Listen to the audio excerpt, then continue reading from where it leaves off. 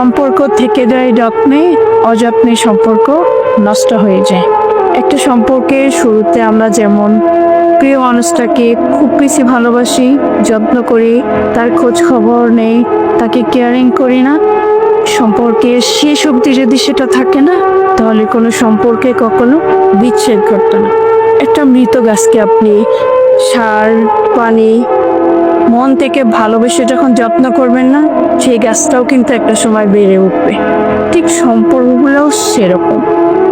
ঝগড়া রাখলে আমরা একটা মানুষের জীবন থেকে চলে যাই, তার সাথে সম্পর্ক করব না, অনেক ঝগড়া, অনেক ঝামেলা করে সেই সম্পর্কটা মিটমাট না করে আমরা সেখান থেকে চলে যাই।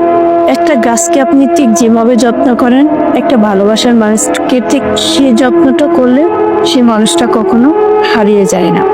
একটা সম্পর্ক গড়তে অনেক সময় লাগে, কিন্তু একটা সম্পর্ক ভাঙতে সময় লাগে না। একটা মানুষ যখন একবার জীবন থেকে হারিয়ে যায় না, দ্বিতীয়বার সে মানুষটা কখনো ফিরে আসে না।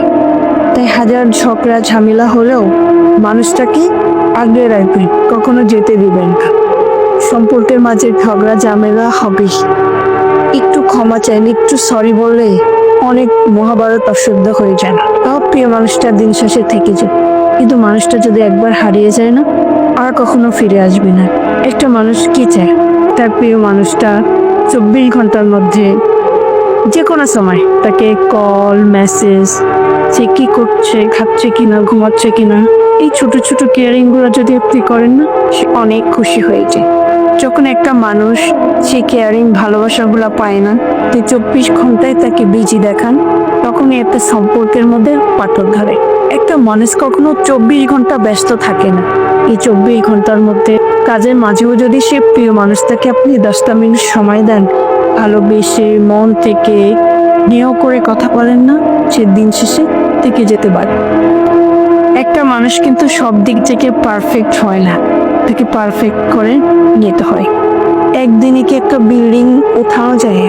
একটা বিল্ডিং বানাতে হলেও অনেক সময়ের প্রয়োজন হয়, তাহলেই সেই জিনিসটা অনেক সুন্দর হয়, ধৈর্য সহকারে গড়ে তোলে। ঠিক সম্পর্কটাও সেরকম। আপনি যত্ন সহকারে তাকে ভালোবাসবেন, আগলে রাখবেন, সেই জিনিসটাও সুন্দরভাবে সারাটা জীবন আপনার কাছে থেকে যাবে। এটাই হলো প্রকৃত ভালোবাসা। কাউকে ছেড়ে গেলে যে সম্পর্ক শেষ হয়ে গেলেই যে আপনি ভালো থাকবেন, এমনটা না। হাজার কষ্টের মাঝেও তাকে যত্ন করে আগলে রেখেও ভালো থাকা যায়। এটার নামই হচ্ছে ভালোবাসা।